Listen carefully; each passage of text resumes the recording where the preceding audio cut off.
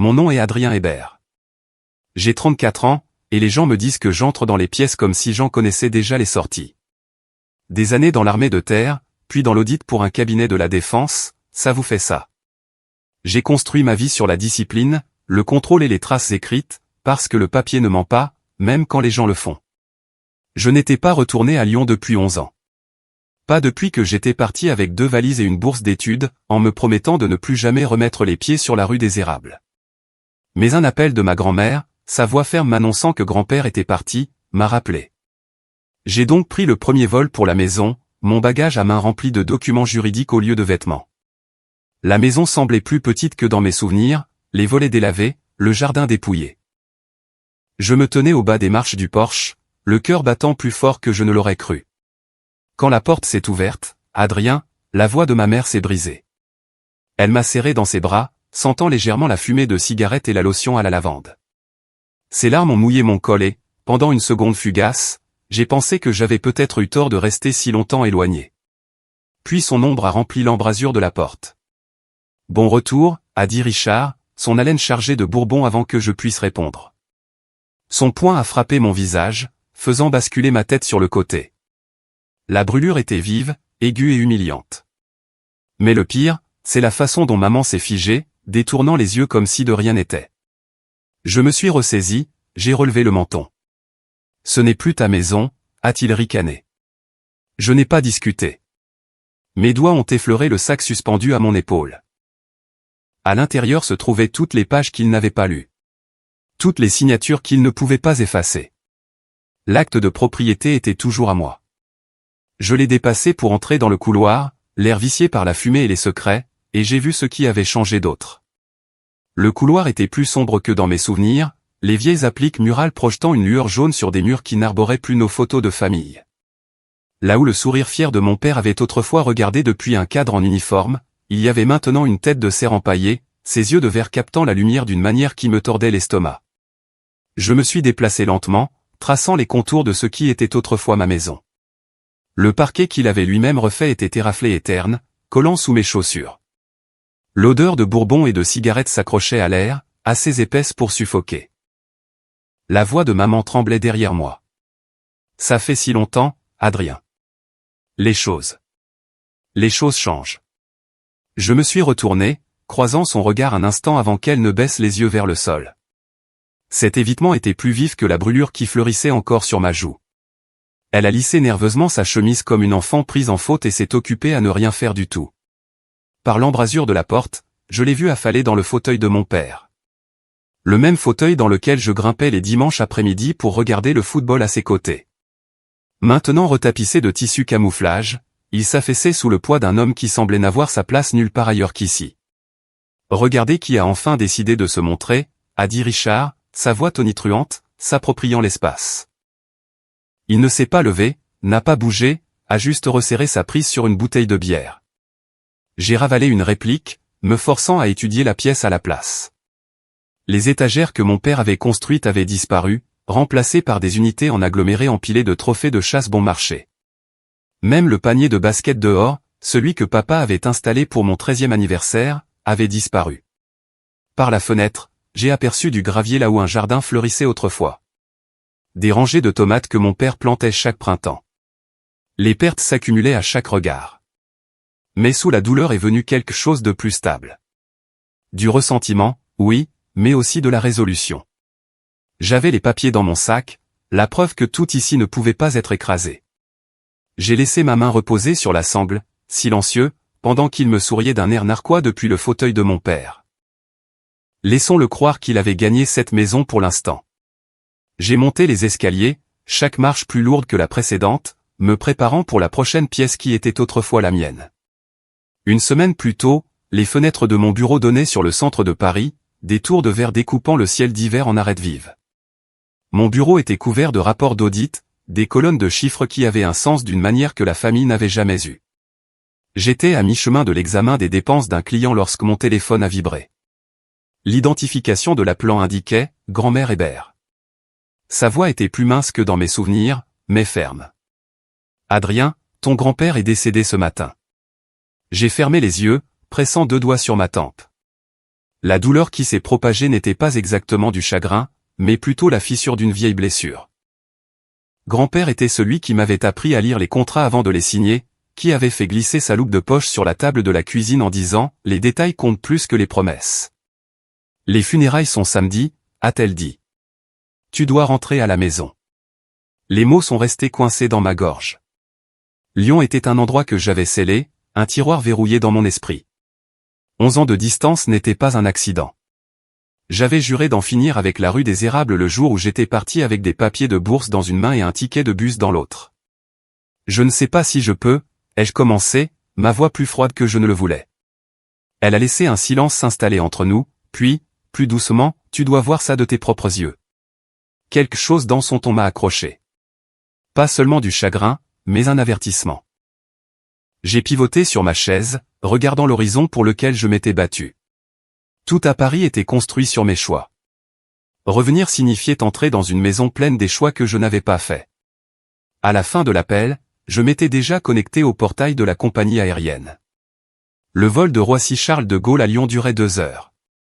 2 heures pour annuler 11 ans de distance. Je n'ai pas emporté grand-chose. Un costume noir, un petit sac et un dossier de documents que je n'avais jamais montré à personne. Parce que même avant de partir, une partie de moi savait que ce retour à la maison ne serait pas seulement une question de chagrin. La maison est devenue silencieuse après le dîner. Mais ici, le silence ne signifiait pas la paix. Cela signifiait le faible bourdonnement de la télévision du salon, une bouteille qui s'ouvre, le traînement lourd de la voix de Richard résonnant entre des murs qui avaient autrefois porté des rires. Je suis resté dans le débarras exigu qu'on m'avait offert comme chambre, fixant le canapé lit coincé entre des cartons de ses trophées. J'aurais dû partir pour un hôtel, mais quelque chose en moi voulait endurer la nuit pour voir jusqu'où la pourriture s'était étendue. Ça n'a pas pris longtemps. Vers 23 heures, des pas lourds ont résonné dans le couloir. Son ombre a bloqué la fente sous la porte. Toujours réveillée, princesse? Son ton était moqueur, aiguisé par l'alcool. Avant que je puisse répondre, la porte a grincé en s'ouvrant. Il est entré, chancelant légèrement. C'est ma maison. Tu ne débarques pas comme ça après 11 ans en agissant comme si tu étais chez toi. Je n'ai pas besoin d'agir, ai-je dit calmement. Je sais où est ma place. La gifle est venue vite, un flou de mouvement. Ma joue s'est enflammée, le goût du métal remplissant ma bouche. À l'embrasure de la porte, la silhouette de ma mère a vacillé dans la lumière du couloir. Elle s'est figée, une main agrippant le cadre, puis a détourné le visage. Il est tard, a-t-elle murmuré, la voix cassante. Ne réveille pas les voisins. Et puis elle a disparu dans l'obscurité, fermant la porte de sa chambre comme si cela effaçait ce qu'elle avait vu. Le silence qui a suivi a fait plus mal que le coup. Je me suis assis lentement sur le bord du canapé, ma joue lancinante. De vieux instincts de mes années de service se sont mis en place. J'ai pris mon téléphone, suis passé en mode selfie et j'ai capturé le bleu sous 3 angles. Puis j'ai ouvert l'application sécurisée que mon cabinet utilisait pour les rapports sensibles, j'ai horodaté chaque photo et j'ai rempli un journal détaillé. Toujours documenté, ai-je entendu la voix de mon grand-père en mémoire. Toujours garder des copies. Ne laisse personne te dire ce qui t'appartient sans preuve. Mon reflet dans le téléphone avait l'air plus dur que dans mes souvenirs. Pas brisé, même pas surpris, juste prêt. J'ai verrouillé l'entrée, glissé le téléphone sous mon oreiller et je me suis allongé, les yeux ouverts dans le noir. La gifle avait été destinée à me rappeler que je n'étais pas à ma place. Tout ce qu'elle a fait, c'est confirmer à quel point je l'étais encore. La lumière du matin a révélé plus que je ne voulais voir. La table de la cuisine était ensevelie sous des enveloppes non ouvertes, une montagne de factures mises de côté comme si elles pouvaient disparaître si on les ignorait. Je me suis assis, les rassemblant une par une en une pile nette. Avis de retard de paiement d'hypothèque, avertissement de coupure de service public, rappel d'impôt foncier estampillé en rouge. Quand maman est entrée en traînant les pieds, elle s'est figée. Adrien, laisse ça. Ton père s'en occupe. J'ai brandi un relevé avec son gribouillage sur la ligne de signature. L'écriture était proche, mais pas la sienne. J'avais vu sa vraie signature assez souvent sur les formulaires scolaires et les chèques d'anniversaire pour connaître la différence. Celle-ci était plus lourde, instable, trop appliquée. As-tu signé ce renouvellement de prêt? Ses yeux ont filé vers la cafetière. Il a dit qu'on en avait besoin pour des réparations. Il me l'a dit, donc tu ne l'as pas signé? Son silence était une réponse suffisante. La voix de Richard a retenti du salon. Ne commence pas avec tes jeux de suspicion de grande ville. Cette maison avait besoin de réparation, et je l'ai réparée. Nouveau garage, nouveau bureau, ça coûte de l'argent. J'ai regardé par-delà lui à travers la fenêtre. Les soi-disant réparations étaient au mieux cosmétiques, un garage surdimensionné avalant la moitié du jardin, des étagères en aggloméré là où le savoir-faire de mon père se tenait autrefois. Rien de tout cela ne justifiait des milliers d'euros de prêt. Tu appelles ça réparer, ai-je marmonné, mais il n'a fait que ricaner, prenant une longue gorgée de sa bière. À midi, j'avais rempli la moitié d'un dossier de copies, photographiant chacune d'entre elles avec mon téléphone. La piste papier se dénouait plus vite que je ne l'avais prévu. Pourtant, ce n'était pas suffisant. J'avais besoin de preuves de l'endroit où l'argent était allé. Cela est venu de l'autre côté de la rue. Madame Pelletier, la voisine qui me donnait des biscuits en cachette quand j'étais enfant, m'a intercepté sur le porche. Ses cheveux étaient plus gris, mais ses yeux toujours vifs. Je ne devrais pas m'en mêler, a-t-elle chuchoté, me glissant une petite enveloppe dans la main. Mais quelqu'un devait garder des archives. À l'intérieur se trouvaient des photos prises discrètement depuis son jardin de nos affaires étalées lors de vœux-de-grenier. La collection de pièces de mon père étalée sur une table pliante. La porcelaine de ma grand-mère dans des boîtes dépareillées. Même mes croquis d'enfance empilés comme des déchets. Il a dit que c'était des affaires d'un garde-meuble, a-t-elle dit, les lèvres pincées. Mais je savais bien que non. Les images sont devenues floues alors que je les parcourais, la fureur me serrant la poitrine. Il ne vendait pas seulement des objets. Il vendait la mémoire, l'histoire, tout ce que mon père avait construit. J'ai glissé les photos dans mon dossier à côté des signatures falsifiées et des avis de retard de paiement. L'histoire qu'elle racontait était indéniable, et je ne faisais que commencer à rassembler les pièces. J'ai trouvé le bureau de Jean-Marc Morin dans un immeuble en briques à 2 pâtés de maison du palais de justice. La plaque sur la porte en verre dépoli semblait usée mais solide, tout comme l'homme qui s'est levé pour m'accueillir. Il avait la soixantaine, les cheveux clairsemés au sommet, la cravate légèrement de travers, mais sa poignée de main était ferme. « Votre grand-mère a appelé, a-t-il dit, m'invitant à m'asseoir. Elle a dit que vous m'apporteriez quelque chose d'important. » J'ai posé le dossier sur son bureau. Facture, renouvellement falsifié, reçu de prêteur sur gage, photo. Il les a étalés en rangées nettes, lisant chaque page sans se presser. Son silence s'est étiré, rompu seulement par le grattement de son stylo alors qu'il prenait des notes. Finalement, il a levé les yeux. C'est substantiel. Vous avez co-signé l'hypothèque originale avec votre mère?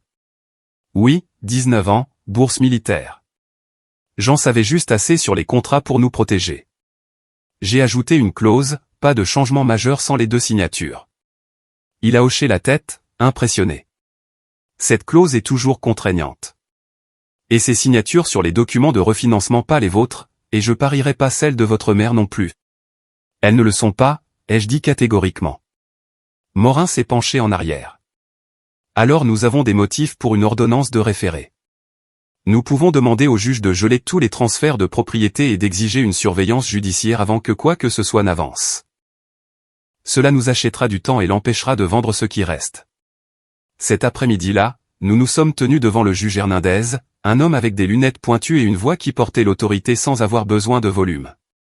Morin lui a remis le classeur de preuves. Mes photos du bleu étaient sur le dessus. Le juge a feuilleté les pages, son expression se durcissant. Ordonnance accordée, a-t-il dit, signant d'un trait rapide. Pas de vente, pas de transfert, pas de disposition d'actifs jusqu'à examen. Mademoiselle Hébert, vous aurez un accès légal pour sécuriser la propriété, accompagné des gendarmes. Les mots ont atterri comme un coup de marteau en moi, officiel, réel. Ce n'était plus seulement une laideur familiale cachée derrière des portes closes. C'était la loi. À l'extérieur de la salle d'audience, Morin m'a remis une copie de l'ordonnance. Les gendarmes nous rejoindront demain matin. Soyez prête. Il ne prendra pas ça tranquillement. J'ai plié les papiers soigneusement, les remettant dans mon sac où l'acte de propriété reposait déjà. Pendant des années, j'avais porté la preuve par précaution. Maintenant, c'était mon arme. La ligne avait été tracée. Ma maison, mes règles, allaient rencontrer le poids de la région Auvergne-Rhône-Alpes. L'appel est arrivé alors que j'organisais les papiers de l'ordonnance au bureau de l'hôtel. Madame David, la directrice de l'école primaire où ma mère travaillait encore, parlait d'un ton sec et inquiet.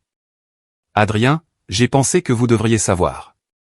Votre père vient de faire une scène ici. J'étais dans la voiture avant qu'elle ait fini sa phrase.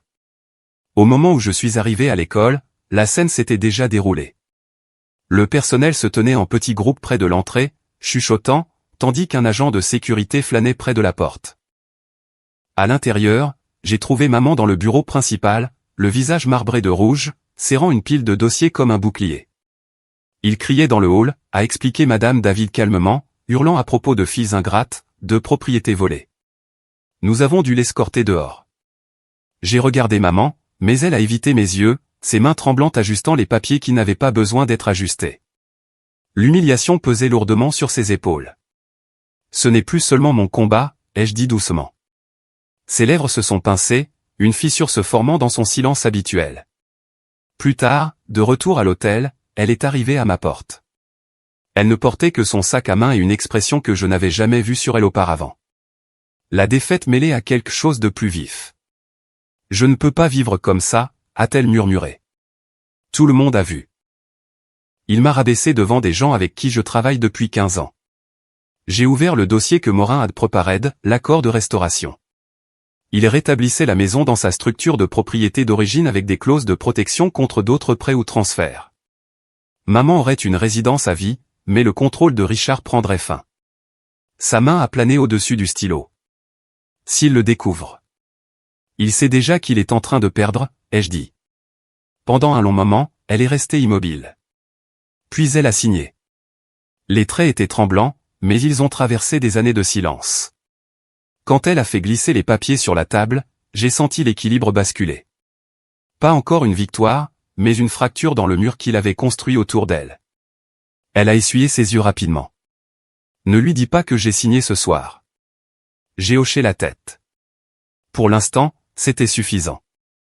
Elle avait une seule page, mais la première vraie fissure dans son contrôle. Les entrepreneurs ont commencé tôt, leurs marteaux et leurs scies résonnant dans les pièces vidées. La poussière flottait dans les rayons de lumière du matin, transformant la maison en quelque chose à la fois de brisé et de vivant. Je les ai guidés à travers chaque espace, soulignant où le savoir-faire de mon père avait été dépouillé. Jacques, le charpentier en chef, s'est arrêté au sous-sol et a tapoté une section de mur. Ça ne sonne pas juste, a-t-il murmuré. Quelques minutes plus tard, le plâtre a cédé pour révéler un compartiment étroit. À l'intérieur, enveloppé dans une pochette en plastique, se trouvait une liasse de papier et une enveloppe marquée de mon nom avec une écriture que je connaissais par cœur.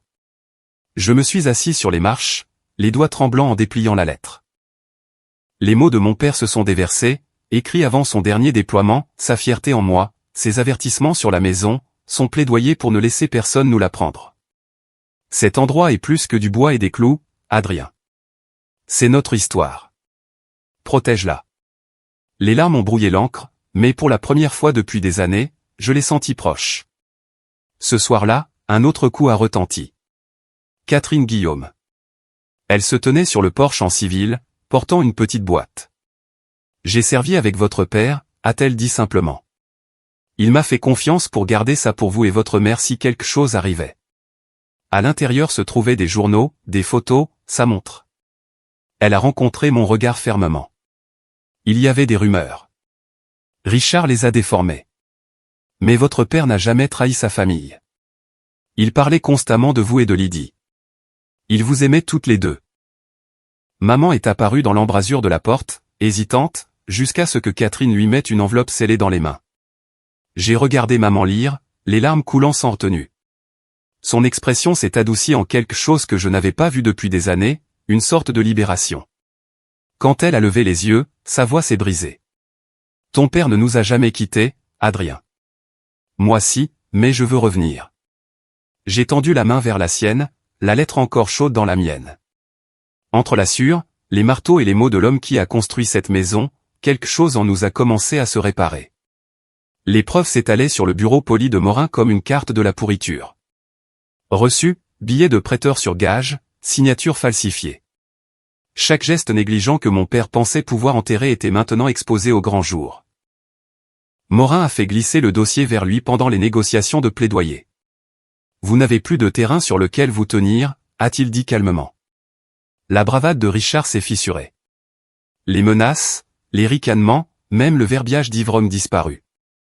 Il s'est affalé sur la chaise pendant que les conditions étaient lues. Restitution complète. Confession signée. Peine de prison. Il a essayé de jeter un regard à maman pour obtenir de la sympathie, mais elle n'a pas rencontré ses yeux.